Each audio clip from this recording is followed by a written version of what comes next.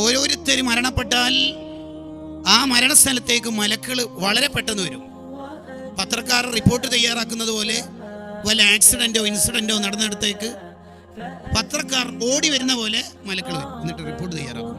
ഇയാൾ നല്ല മനുഷ്യനാണ്, ഇയാൾ നല്ല മനുഷ്യനാണ്, ഒരുപാട് പാവങ്ങളെ സഹായിക്കുന്ന ആളാണ്. അങ്ങനെ വേണം നമുക്ക് സ്വാലിഹീങ്ങളുടെ നാവിൽ നല്ല വർത്താനം ഉണ്ടാകണം.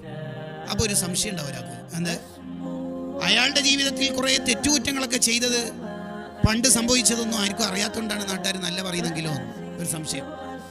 അതിന് മഹാന്മാർ കൊടുക്കുന്ന മറുപടി, ആ തെറ്റുകുറ്റങ്ങളൊക്കെ പുറത്തു കൊടുത്തെന്നുള്ളതിൻ്റെ തെളിവാണ് നല്ലവരുടെ നാവിൽ നല്ല വർത്താനം വരല്ലോ. എന്തൊരു വർത്താനം നോക്കിയത്! നല്ലവരുടെ നാവിൽ നല്ല വർത്തമാനങ്ങൾ വരുന്നത് തന്നെ അയാളുടെ ജീവിതത്തിലെ ദോഷങ്ങൾ പുറത്തു കൊടുത്തു എന്നുള്ളതിൻ്റെ തെളിവാണ്.